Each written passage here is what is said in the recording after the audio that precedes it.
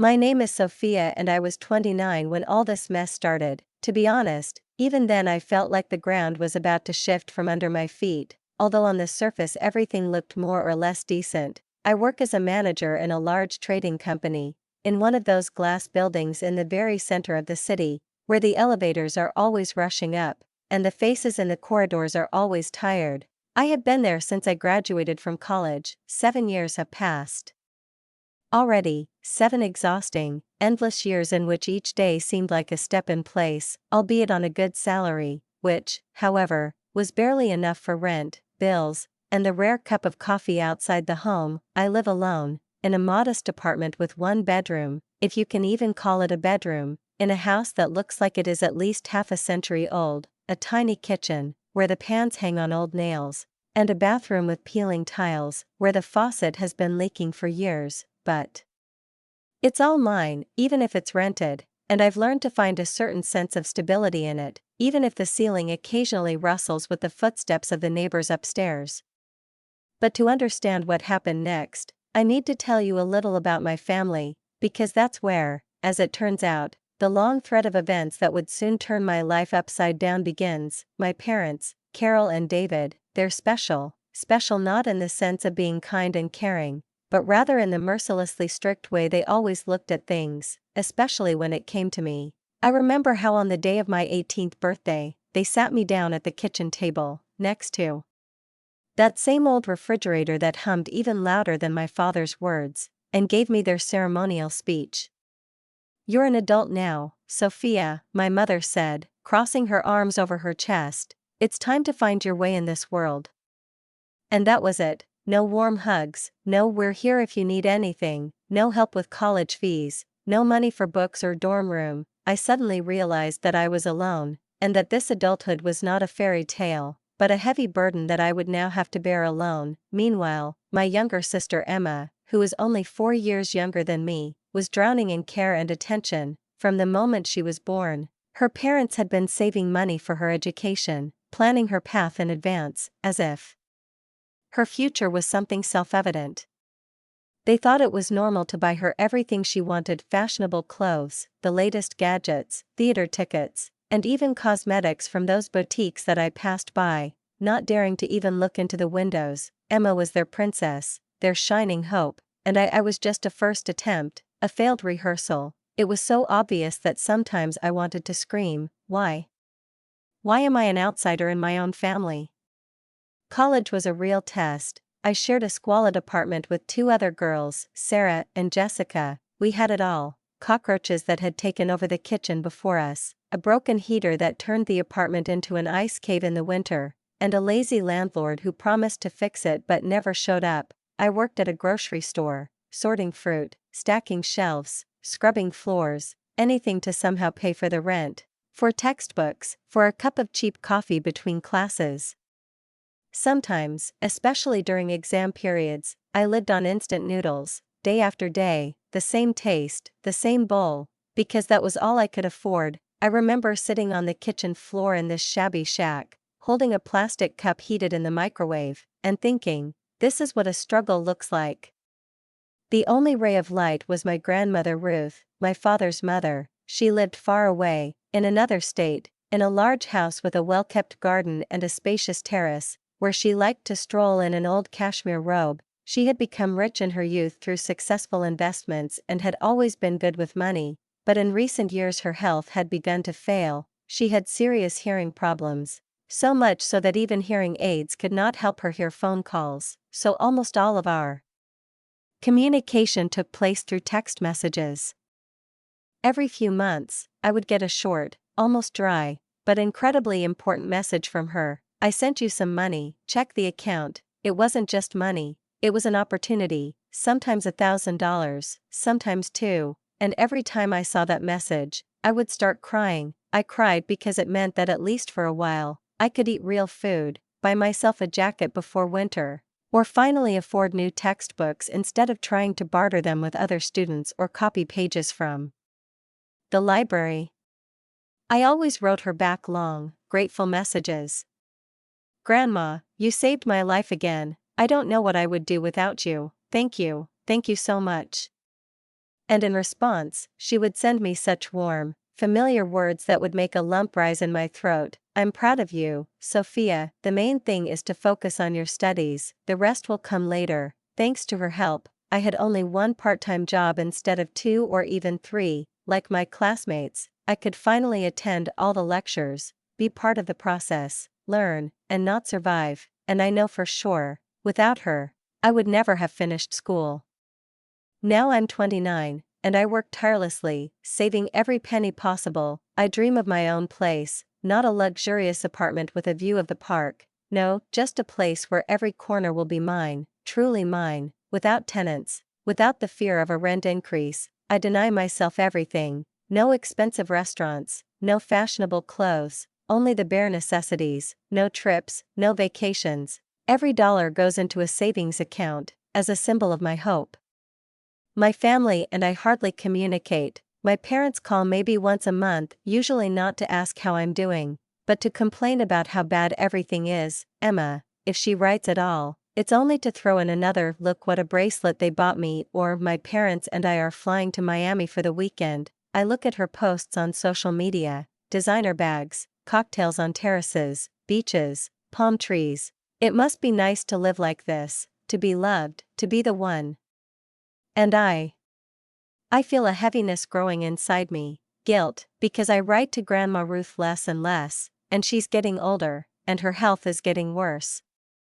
But I work 10 hours a day, every weekday, no exceptions, no indulgences, and by the evening, when I finally open the door to my tiny apartment, my feet hurt so much that sometimes I don't even take off my shoes right away, but just lean against the wall in the hallway, letting the fatigue pass through me like a cold draft. Weekends aren't vacations, as those who don't know what it's like to be a single adult woman might think. They're just a chance to finally do all the things I've been putting off, doing laundry, mopping the floor, going to the store, sorting through the mailbox, and trying to bring order to a life that always seems to be on the brink of chaos. I tried to write to Grandma Ruth as often as I could, but I still felt like it wasn't enough. Like my little messages between tasks didn't do justice to how much I thought about her every week, how much I cared about her, how I remembered her hands, her voice, her slow, caring steps on the wooden floor of her house. So, as my 30th birthday approached, an anniversary that somehow seemed more important to me than any of the previous ones,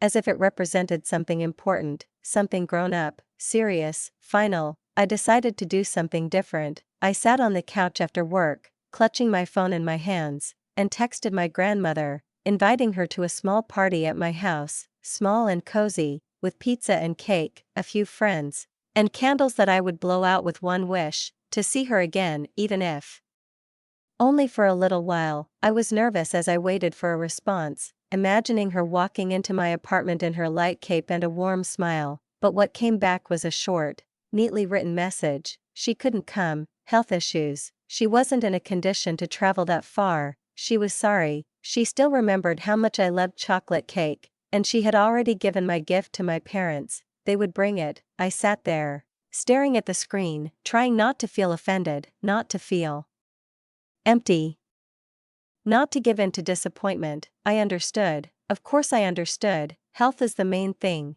but it still hurt a little. My birthday had come. I cleaned the apartment, put on a new dress, the only thing I allowed myself to buy in recent months, and put plastic plates on the table, ordered pizza, bought a cake in advance from my favorite bakery on the corner. My colleagues came, Lisa, Mike, and Jennifer. We laughed, remembered funny work stories, shared stories about how someone mixed up a report again, or how the coffee machine spilled half the water on the floor. Ordinary conversations, but warm, real, and then, almost at the very end of the evening, my parents and Emma came, as always, last. Mom walked in first, her eyes darting around the room as if she were looking for something to complain about. "This place is so small, Sophia," she said, as if she were holding back her disgust. Dad squinted at my overhead light. "The lighting is terrible," he said, with that expression I remember from my childhood. "Everything is wrong, everything is wrong." Emma rolled her eyes without a word and plopped down on my shabby couch without invitation, clutching her phone and not even glancing in my direction. They handed me presents, From Mom, cheap-smelling perfume in questionable packaging. From Dad, a gift certificate to a restaurant I would never go to even if it were right next door. From Emma, a book I was never going to read. It was as if they had grabbed the nearest items from the checkout line on their way to me. "Oh, here's a present from your grandma," Mom said, casually pulling a vase wrapped in paper out of her bag. I picked it up. The crystal was heavy, cold, and shimmering beautifully in the light of my cheap lamp. It was something expensive, something real. "She wanted you to have it," Mom added, not looking me in the eye. "Thank you," I said quietly, feeling a lump start to rise in my throat. They spent exactly 30 minutes at my place. I noted the time, not on purpose, but my eyes kept falling on the clock. Emma spent the entire evening on her phone, barely raising her head. Mom complained about the traffic jams, about how difficult it was to find parking.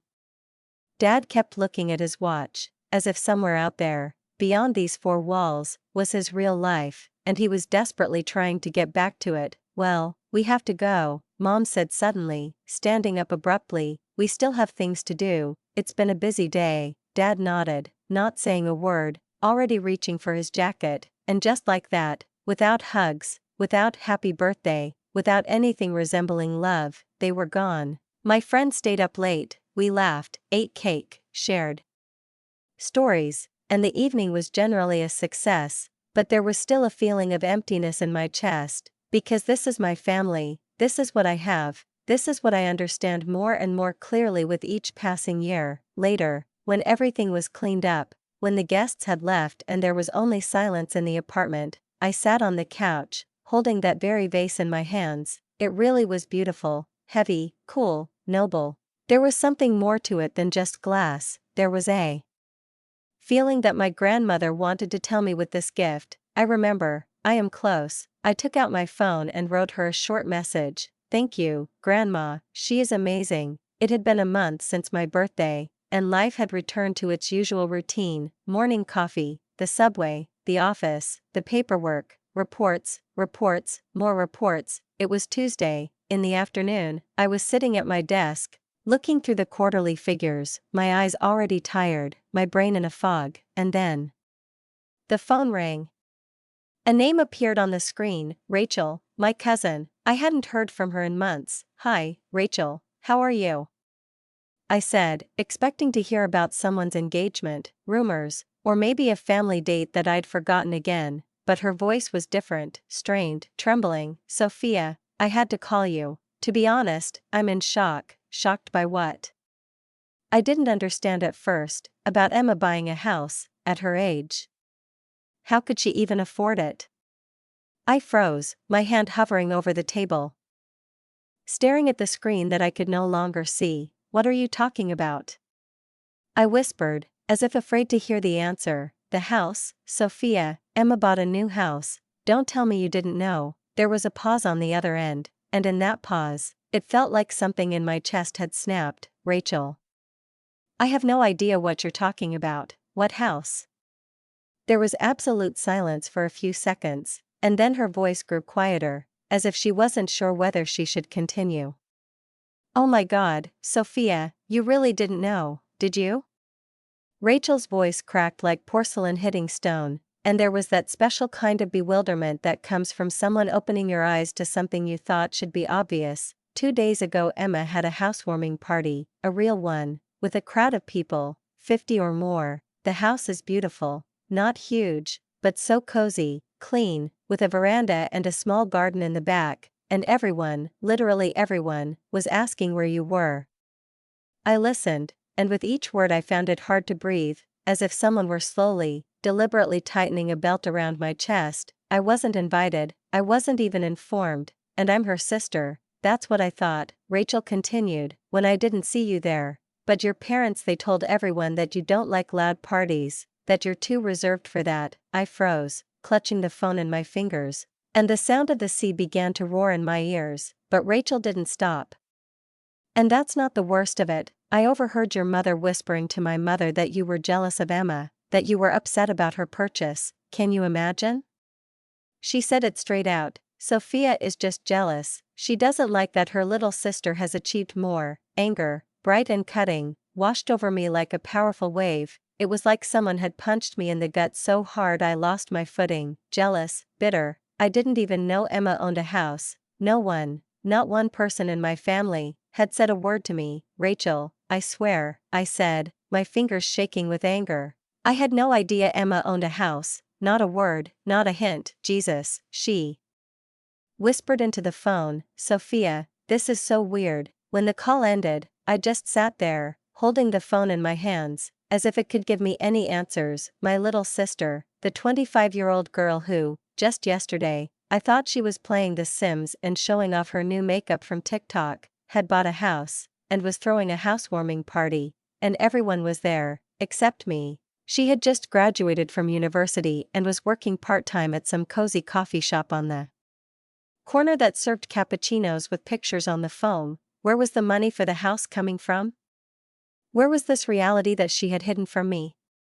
The next morning I woke up early, although I hadn't really slept, turned on the kettle, but didn't make tea. Instead, I dialed Emma's number. She answered on the third ring, her voice bright, carefree, as if nothing had happened. Emma, I began, trying to speak calmly, I heard that you bought a house. Congratulations, but why didn't you invite me to the housewarming? In response, laughter, real, ringing, but with a false note. Oh, Sophia, you don't like parties. Why would I invite you to something you don't like anyway? I pressed my lips together. That's not true, and you know it. I would have come, I would have liked to be there. She snorted, whatever, it's not that big of a deal. I took a deep breath, feeling a bad feeling growing inside me. Emma, where did you get the money to buy a house? There was dead silence for a few seconds, and then her voice changed, cold, detached. It was a gift, from my mom and dad. It's simple, and anyway, it's none of your business. I have to go. And she hung up, so simple, so easy, like our conversation meant nothing. The next 3 months were torture. I'd log on to social media and see her posting photos of her new home, bright rooms, a cozy kitchen, candles in glass holders, blankets draped over the chairs. Under each photo, captions like, so grateful to my wonderful parents for making this possible. Each post felt like a slap in the face. It was as if each photo screamed, here, look at this, Sophia, look at what you'll never have. I thought back to college, living in a tiny, drafty apartment with cockroaches, eating ramen for weeks on end, freezing under a thin blanket while they were apparently saving up for Emma, so they could one day hand her the keys to a new house. And then came another turning point. My parents' 35th wedding anniversary was coming up. I really wanted to go. I wanted to be a part of this day. I'd even bought them a gift, a beautiful, expensive frame for their wedding photo, a silver one with delicate engravings. It cost almost $200, an amount I'd never spent on anyone, except maybe my grandmother, but I thought it would mean something. It would show that I remembered, that I cared, that I wanted to be there. One evening, scrolling through my Facebook feed, I came across my mom's post, a photo of a restaurant downtown, with the text, soon to celebrate 35 years together. We're waiting for all our loved ones. No call, no text, not a single word addressed to me. I figured they were probably just busy preparing, but 3 days before the date, I got a text from Grandma Ruth. Honey, I've been feeling a little better lately. I'm really looking forward to David and Carol's anniversary. It will be wonderful to see you in person again. I know you've been so busy with work, and we haven't had a chance to see each other. I looked at the screen, and a warmth spread in my chest, which immediately mixed with a pang of pain. She really thought I was invited, and I wanted to think so too. Finally, a chance to see her, to see family, to be together, at least for a moment, at least for an evening. But the next day, as soon as I returned home after another exhausting day at work, and had just begun to take off my shoes, the phone rang out suddenly, piercing the evening silence with a sharp, resonant sound. And when I saw the name on the screen, Mom, my heart made a strange leap in my chest, as if it had a premonition that the conversation would not be easy. Hi, Mom, I answered, trying to give my voice as much warmth as possible. I'm looking forward to the party in honor of your anniversary. I already bought you and Dad a gift. There was a short but tense pause on the line, And then my mother's voice cut through it, reserved, awkward, somehow alien. "Sophia, we need to talk about Saturday. We decided that we don't want you to come." I froze, almost dropping the phone. The phrase seemed so sudden and absurd. "What do you mean when you say you don't want me to come?" I couldn't believe my ears. My mother took a breath, and, as if reciting a rehearsed phrase, continued, "We had to reduce the number of places. In fact, you don't have to be there. You can come to our house another time and congratulate us. Why don't you want me to be there?" I almost whispered, but my mother didn't answer. The sound cut off. She simply hung up. I remained sitting on the edge of the couch, still holding the phone, as if it could bring this conversation back to me and give me a chance to change something, to explain, to ask, to demand an explanation. Once, perhaps, I would have been offended, would have cried, and simply stayed home, suppressing the anger and pain, but this time it was different. Grandma Ruth would be there. I hadn't seen her in so many years, and she, I now knew, was waiting for me. I was not going to let my parents, whose approval I had sought in vain all my life, decide again whether I was worthy of being part of a family. The next day, I wrapped the gift frame in beautiful paper, attached a card with warm words to it, and courier mailed it to their address with a note wishing them a happy anniversary and expressing the hope that they would have a wonderful evening. And on Saturday, I put on my best dress, the same one I wore to the interview when I was hired for my current job, and, gathering my hair into a neat bun, went to the restaurant. When I entered the hall, the first thing I noticed was the rows of tables covered with white tablecloths, among which sat about 40 people, relatives, acquaintances, friends of the family. And in the very center, closer to the stage, in the place of honor, in a chair with a high back, sat Grandma Ruth. She looked fragile, much smaller than I remembered her, but she was wearing a wonderful blue dress that emphasized her eyes, and her hair was neatly styled, as if she had spent the whole morning on it. As soon as my parents noticed me, I saw panic and fear flash across their faces. Mom jumped up and hurriedly came to me. "Sophia." Her voice was sharp, almost hissing. "What are you doing here?" "I told you not to come." Dad appeared behind her, frowning. "Please, just go away. This is neither the time nor the place." But before I could respond, a loud voice rang out from the room. Grandma Ruth's hearing problems always made her speak a little louder than usual, but at that moment it was a blessing. "Sophia, my beautiful granddaughter. I'm so glad to see you," she exclaimed, and her voice carried throughout the restaurant, causing the guests to turn around. All heads turned in our direction. Mom and Dad froze. "David, Carol," Grandma continued, not hiding her joy, "bring Sophia to me. Let her sit next to me. I haven't seen this girl for a long time." The guests began to whisper among themselves. One of the distant relatives nodded to me in greeting, and my parents, realizing that they simply had nowhere to retreat now, reluctantly led me to the table of honor. Emma, who was sitting on the other side of Granny, looked like she was about to explode. Her lips pressed together, her brows furrowed. She was pulled up from her seat, forced across the table so I could sit next to Granny. "There's my girl," Grandma said, squeezing my hand with her thin palm, which still felt strong. "Now that's a real family holiday." Dinner had begun, people were eating, laughing, raising glasses, but there was tension at my parents' table. Mom avoided my gaze, constantly adjusting her napkin. Dad looked at his plate, as if studying its relief. Emma glared at me across the table, as if my presence had destroyed her entire carefully constructed world. The guests raised toasts. Uncle Mike talked about how generous and attentive my parents were, how always ready to help and support, and Aunt Susan mentioned that they were an example of good parents and spouses. I sat there listening to people heap compliments on Carol and David, and I couldn't help but feel like they were talking about someone else entirely, not the people who had cut me off from my family. Not the people who had forgotten how I had survived on cheap noodles and copied pages from school books while they saved up for a house for Emma, but Grandma Ruth would squeeze my hand every now and then, as if to give me a sign. "I'm here, I'm with you, I'm so glad you came, darling," she would whisper, and her voice was like music. "It's been too long, I've missed you, I love having you here." And I sat there with her, feeling like some tiny, real piece of love had finally found me. After all these years, she looked leaner than I remembered. As if time had left its mark on her, not in the form of wrinkles but in the slight thinness of her shoulders, the fine line of her cheekbones, but her eyes still sparkled, sharp, clear, piercing, as if she could still see through people, discern the lies and the truth and the pain they were hiding. Around her neck glittered a diamond necklace, a thing I was sure I had never seen before, a delicate, graceful, but obviously expensive piece of jewelry that she wore with the grace that only women who know their own worth have. About halfway through the meal, when the main course was served, roast duck with caramelized carrots and a thin wine sauce, Aunt Ruth turned to me, fork in hand, and suddenly asked, "Sophia, how do you like living in the house I gave you for your 30th birthday?"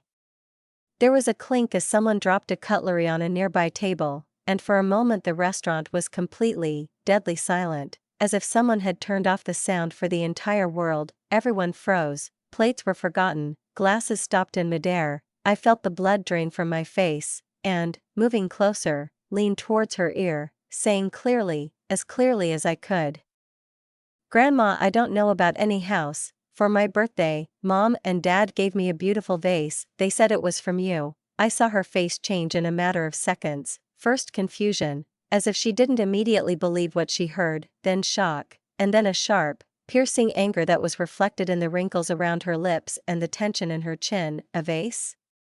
What vase?"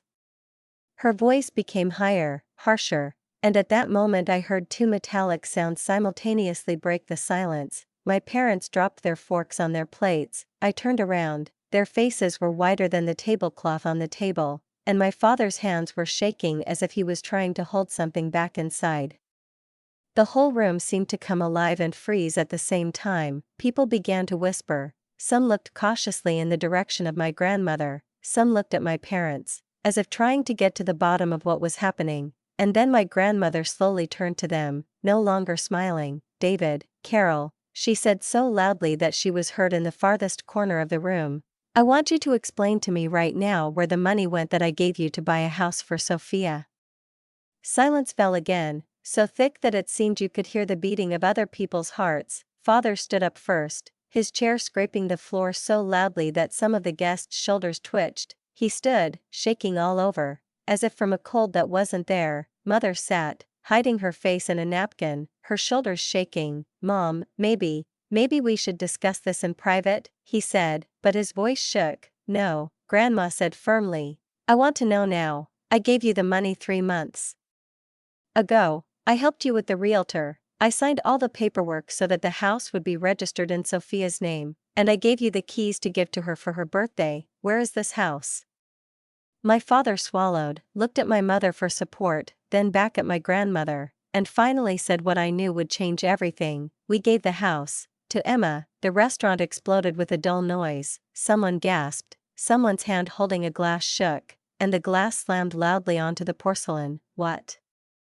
Grandma's voice was so loud that for a moment it seemed as if the walls were shaking. She straightened up, looking not at her parents now, but at Emma, who suddenly jumped up from her seat. "This house is mine," she screamed, her eyes shining, her face flushed, and her lips trembling. "Mom and Dad gave it to me. I'm not giving it to anyone." "Emma, sit down." Grandma Ruth snapped. "This house was bought for Sophia, with my money. I don't care." Emma almost screamed. "This is my house now. I've been living there for months. You can't just take him away from me like that." She stood there, her fists clenched, her face twisted with tears and anger. The entire room, the entire restaurant, the people who had just been eating dessert and chatting about work and the weather, were now watching us without blinking. I saw some people take out their phones and start filming. Some of the neighbors were whispering, pointing at us. Grandma Ruth stood up, slowly, with dignity, like a queen who had been handed proof of treason at court. "David, Carol," she said, "come here." Now, her parents exchanged glances, and, as if tied together by the same rope, reluctantly approached her. She pressed her finger to her hearing aid, leaning forward slightly, and, to my surprise, her voice became very quiet, almost a whisper, which was extremely unusual for her. I couldn't hear what she was saying to them, no one else in the room could. But I could clearly see my father nodding desperately, as if begging her to believe me. to justify herself, to convince me. My mother covered her mouth with her hand, as if she was sick, as if she was about to feel sick. Their faces were growing paler with each passing second, as if someone was slowly squeezing the life out of them, drawing out everything they had been hiding for years, and I sat there, motionless, feeling a heavy weight lift from my shoulders, replaced by another, stranger, deeper sense of truth that had finally come to light.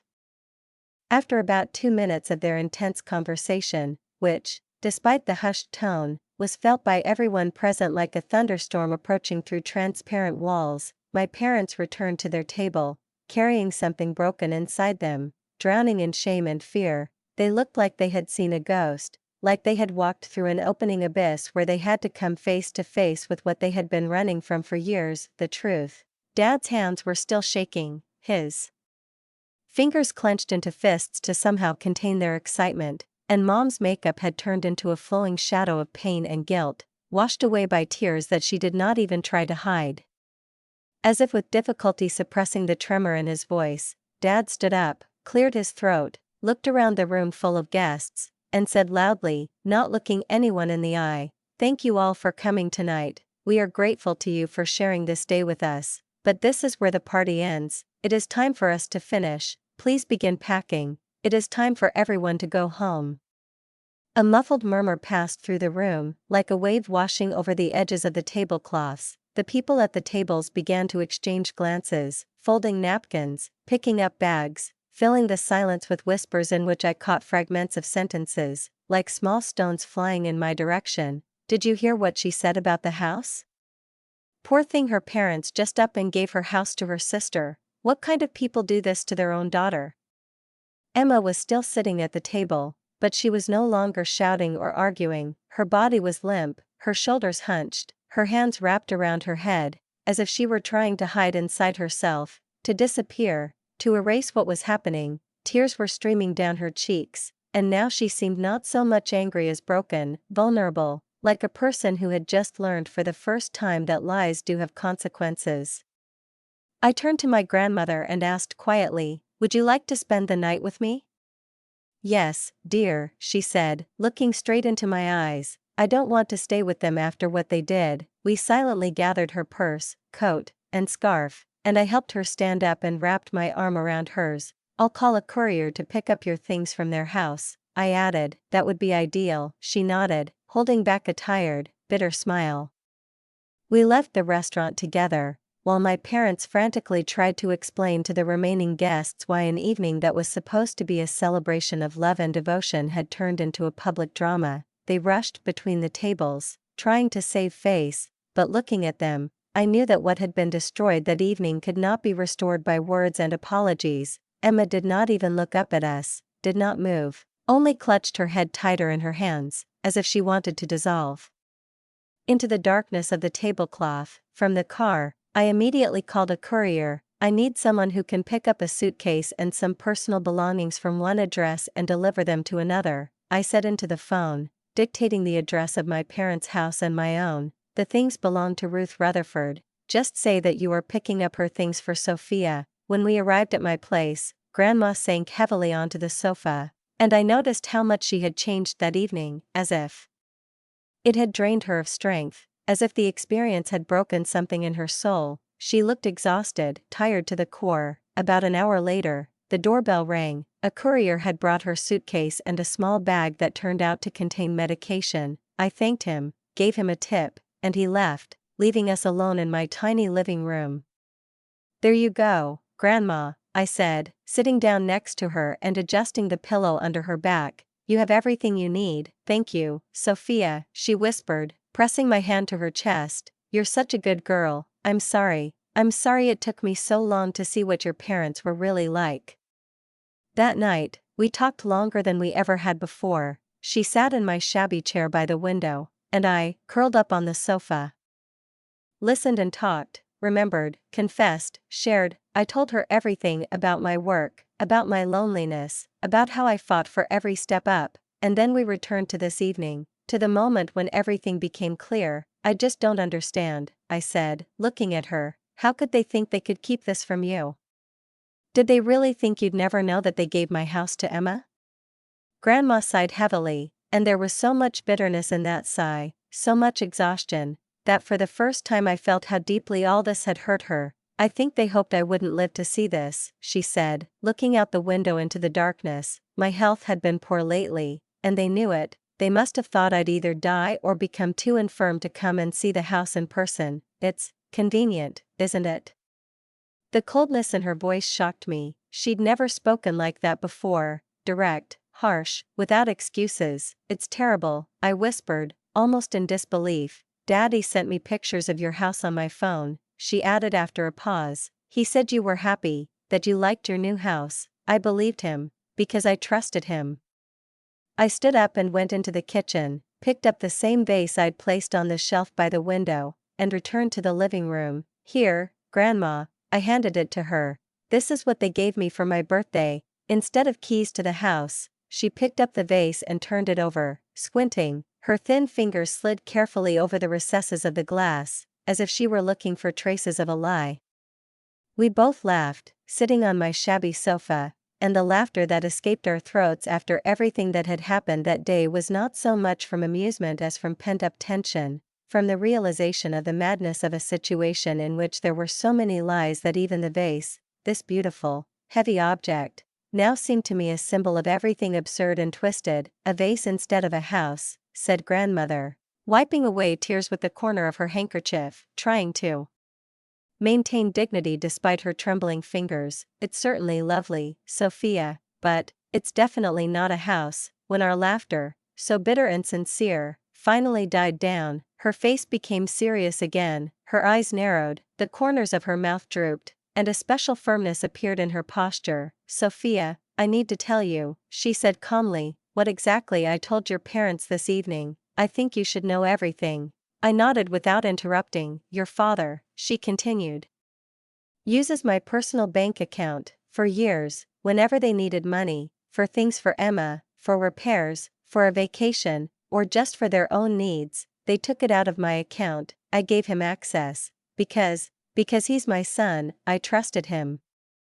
I froze, my eyes widened, and my breath caught for a second. I didn't know. I had no idea. Starting tomorrow, she said firmly, I'm cutting them off from my money completely. No more free withdrawals, no more financial support. It's all over. And also, I told them I'm changing my will. I've already contacted a lawyer. All my funds will be divided between you, my grandchildren, you, and Rachel. My parents and Emma will get small amounts, just enough to make the will uncontestable, but no more. They can no longer pretend they deserved more. It will all be yours, Sophia, because you were there when they turned their backs. We talked until almost 2 in the morning, those long, hard, but strangely intimate hours in which, like a confession, old wounds and new truths were revealed, and everything that had never been said between us before. When we finally went to bed, Grandma in my bed and me on the couch with a blanket, I suddenly felt that we had become closer to each other that night than ever before.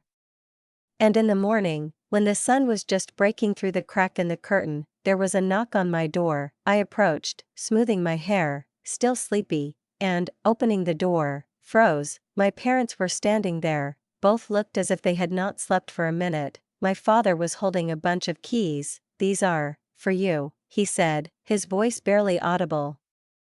Avoiding my gaze, the keys to the house, I took them, silently, without permission. This was supposed to be yours.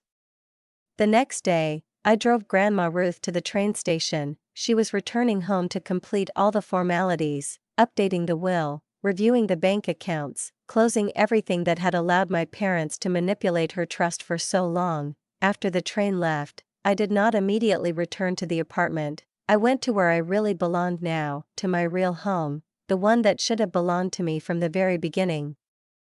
The house turned out to be small, but there was something warm about it. A neat front garden, a wooden fence, flower boxes under the windows, all this spoke of care and comfort. But as soon as I walked inside, I immediately realized that it was chosen with me in mind. The kitchen was painted in pink tones, with lace curtains and pastel tiles. The bedroom was lavender, Emma's favorite color. I stood in the middle of this room and felt old feelings rising inside, resentment, disappointment, a sense of someone else's life, into which I was not allowed, but now it was mine. And the first thing I did was call a locksmith and change all the locks. Then I called the landlord and said that I was moving out. No more rented apartment, no more someone else's territory, I was moving into my own life. A week passed, I was settling in, hanging up my things, rearranging the furniture, and then one day there was a knock on the door. Emma was standing there. She looked bad, her hair was uncombed, her clothes were wrinkled, her eyes were swollen from crying. "Sophia," she said, "I need to talk to you." I was silent. "I live with my mom and dad, and it's terrible. They make me get a job, they don't give me money, they argue all the time. I just can't be there anymore. Can I stay with you? Until I get back on my feet?" I looked at her, not believing what I was hearing. "No, Emma, this is my home. You already had a chance to live here, but you knew it wasn't yours." She began to whine. "Sophia, we're sisters. Sisters don't steal from each other. Sisters don't cut each other out of their lives." I exhaled and looked up at her. "You made a choice, Emma, now live with it." I closed the door in her face, simple and without hysteria, and it wasn't cruel, it was a boundary I should have drawn years ago. Over the next month, my parents called me again and again. My mother's voice was shaking, my father was pleading. "Please, Sophia," my mother said on one of the calls, "we made a mistake, we're sorry, just talk to Grandma, ask her not to change the will." I listened to her in silence, and then said quietly but firmly, "I won't do it. You don't regret what you did, you only regret getting caught." I hung up and blocked their numbers, and it wasn't anger in that, it was freedom. It had been 6 months since that dinner, which should have been a celebration of love and family togetherness but instead exposed the wounds hidden beneath the veneer of decorum and revealed the truth that had been suppressed for too long. I hadn't spoken to my parents or Emma since, and despite how it sounded, I felt no longing or regret. I didn't miss their drama, their constant favoritism, their endless attempts to prove that I was somehow worthy of love and approval. It had passed from my life like a storm passing, leaving behind a silence in which I could finally truly breathe. Now, when I wake up in the morning, I feel like I'm home. I painted the walls, choosing shades that reflect me, not someone else's preferences. Soft blues in the kitchen, where the sunlight streams through the curtains in the morning, and warm grays in the bedroom, where I feel calm and at peace. I bought furniture, not fancy or expensive, but something that reflects my style, cozy, reliable, real. In the backyard, I planted a vegetable garden, a little corner of living earth in which I grew tomatoes, basil, green onions with my own hands, and every time I cut the first crop from the garden, I smile, because it is the result of my own efforts. Most importantly, I visit Grandma Ruth regularly. Every other weekend I go to her state. We drink tea in her garden, make her signature cherry pies, watch old black and white movies, discuss life, laugh and cry if necessary. She tells me about how she invested her money wisely from a young age, how she thought decades ahead, how hard it was for a woman of her generation to build her wealth, but she did it not for the luxury of it, but so that one day she could pass it on to someone who would truly appreciate it.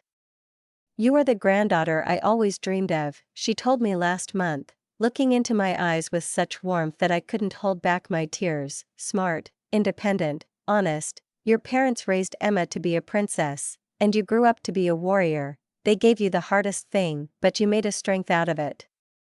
Last week, Grandma Ruth's lawyer called me. His voice was dry and businesslike, but there was meaning in his words that I had long been hesitant to hear. "The new will is ready," he said. "When Mrs. Rutherford passes away, most of her estate will go to you. Your parents and sister will each get $5,000. It was a minimal amount, enough so that they couldn't challenge her last will, but not enough to matter. My life hasn't changed dramatically since then, but it has become easier. I still work at my trading company, but I no longer wake up in anxiety, counting every penny. I allow myself to dine out without feeling guilty, buy clothes when I want, not when they're already falling apart. I went on vacation for the first time in years, alone, to a lake house, where I spent a week reading books and walking barefoot in the grass. Life is not luxurious, but it is free, and perhaps that is what real wealth is. Sometimes I still come across Emma's posts on social media. She lives with her parents, works somewhere in retail, and, in her own words, hates every second of this life. Her posts are full of bitterness, hints of betrayal, and phrases like family is those who betray first. And I don't feel sorry for her, because she became a victim not because of fate, but because of her choices. My parents are now trying to get to me through other relatives. Sometimes Aunt Susan calls just to see how I'm doing. Sometimes Uncle Mike writes that he misses our meetings. But I see right through them. They want me to forgive, to forget, to return to the family circle, as if nothing happened. But I answer the same thing. They made their choice when they stole my home, my life, my opportunity to feel like a loved daughter. Now I build my own life, excluding them from it. Some think I'm too harsh, but they are your family, they tell me. They need forgiveness, but I've learned an important truth. Blood relationship does not give anyone the right to treat you badly. Family should support, not break. They should rejoice in your successes, not take them away. They should protect, not betray. Now I have a real family. Grandma Ruth is a person who loves me sincerely, without conditions, without manipulation. She wants me to be happy, strong, free. She is my home, my root, my support. And the rest, let them live as they please. I am no longer obliged to save them. And now, 30 years later, for the first time in my life I can say, I am happy. I have my own home, earned through pain, but which has become a symbol of freedom. I have financial stability, which came not through luck, but through perseverance. I have the love and respect of the only person I truly consider family. 30 years have passed, but I finally got what I truly deserved.